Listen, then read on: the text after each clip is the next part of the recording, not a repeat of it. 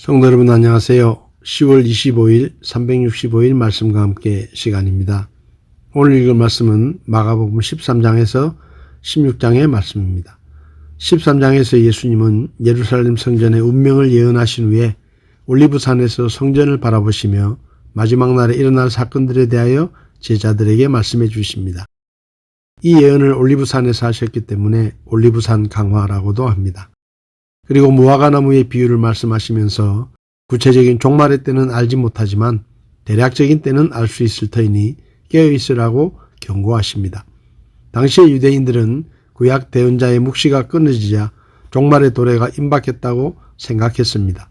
특히 로마의 박해 속에서 정치적 해방과 더불어 악을 멸절시킬 메시아의 도래를 갈망했습니다.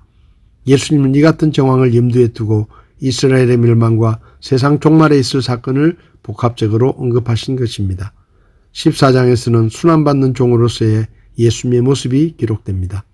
유대 종교 지도자들의 음모와 마리아의 향유 부음, 가룟 유다의 배신, 유월절 만찬, 유월절 만찬 후 예수님의 몸과 피를 나누어 주시는 주의 만찬, 피땀 흘리며 기도하신 예수님께서 체포되시고 신문당하시는 내용이 이어집니다.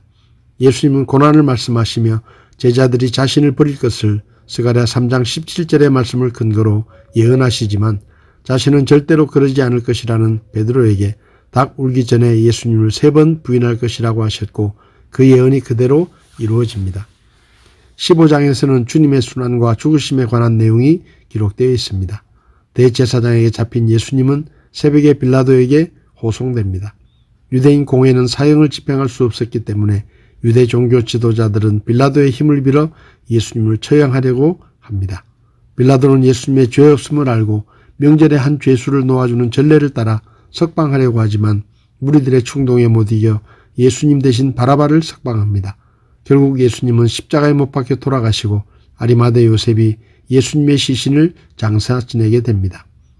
16장에서는 십자가에서 돌아가신 예수님의 부활과 승천이 기록되어 있습니다.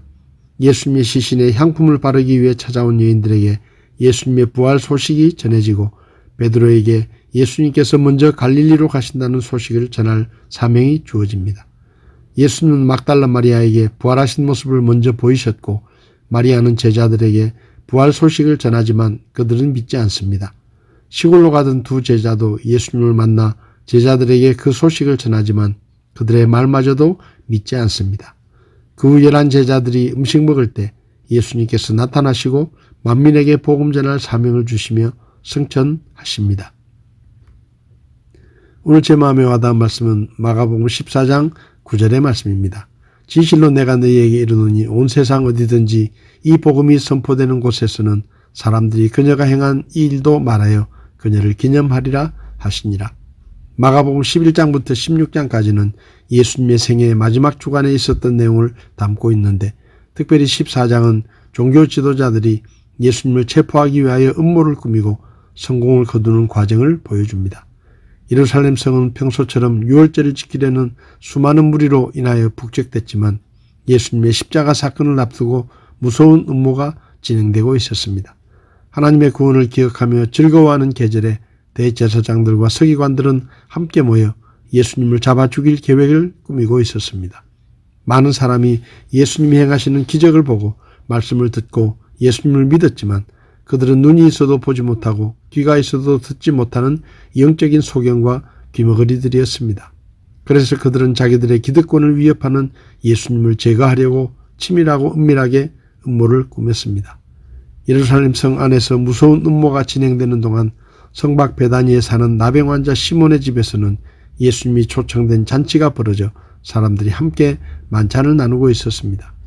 한창 식사가 진행되는 중에 한 여인이 나타났는데 그 여인은 귀한 나드 향유를 담은 옥합을 들고 왔는데 그 향유는 값으로 따지면 3천만 원 정도 되는 것이었습니다.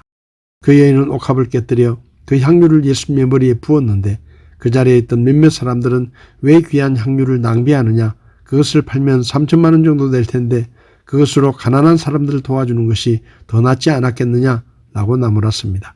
그때 예수님은 그녀를 책망하지 마라. 어째서 그녀를 괴롭히느냐. 그녀는 내게 좋은 일을 했느니라. 가난한 사람들은 항상 너희와 함께 있으니 언제라도 도와줄 수 있지만 나는 항상 너희와 함께 있는 것이 아니다. 그녀가 내 장례를 예비하여 미리 내 몸에 기름을 부은 것이니라 라고 말씀하시고 온 세상 어디든지 복음이 전해지는 곳에서는 그녀가 행한 일도 함께 전해져 사람들이 그녀를 기억하게 될 것이다 라고 하셨습니다.